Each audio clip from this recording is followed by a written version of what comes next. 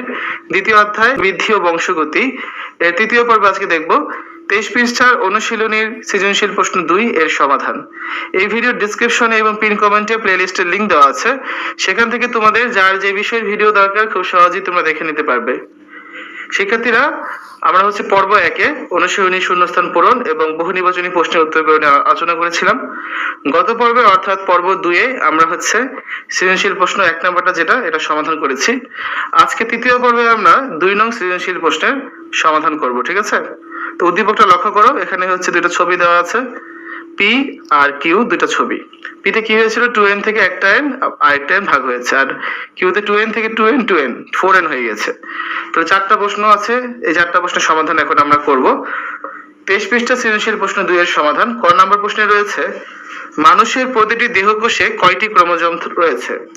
উত্তর, মানুষের প্রতিটি দেহকোষে 23 জোড়া বা 46টি ক্রোমোজোম রয়েছে, ঠিক আছে, যার মধ্যে 44টি অটোজোম আর 2টি কি সেক্স ক্রোমোজোম। খ নাম্বার, জিন বলতে কি বোঝায়? জীবের বৈশিষ্ট্য নিয়ন্ত্রণকারী ডিএনএ এর অংশই জিন।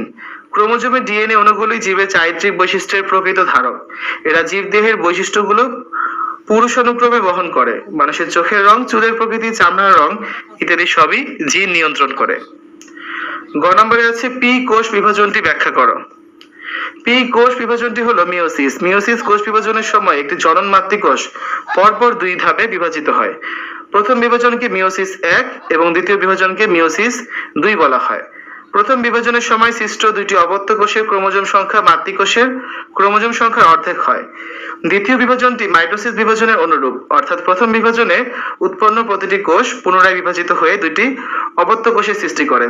এক্ষেত্রে অপত্য কোষের ক্রোমোজোম সংখ্যা মাতৃকোষের ক্রোমোজোম সংখ্যার সমান হয়, ফলে একটি জনন মাতৃকোষ 2n থেকে 4টি অপত্য কোষ সৃষ্টি হয়।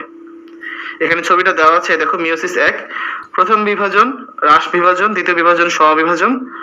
কারণ দেখো, জনন মাতৃকোষ 2n থেকে হ্রাস বিভাজন কেন, একটা n আরেকটা n হয়েছে, তারপর n থেকে কিন্তু n ই হয়েছে, এগুলো এজন্য কি বলা হয়েছে, সমবিভাজন বা দ্বিতীয় বিভাজন।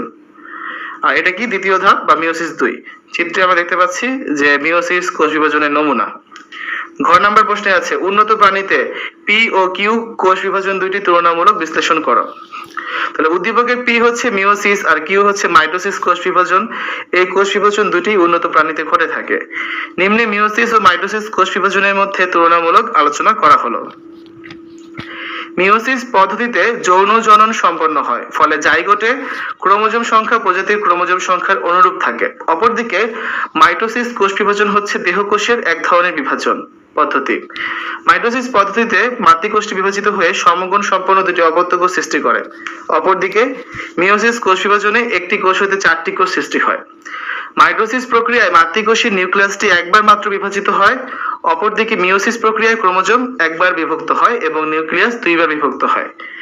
মাইটোসিস বিভাজনে মাতৃকোষের ক্রোমোজোম সংখ্যা এবং অপত্য কোষের ক্রোমোজোম সংখ্যা সমান থাকে, অর্থাৎ ক্রোমোজোম সংখ্যা অপরিবর্তিত থাকে।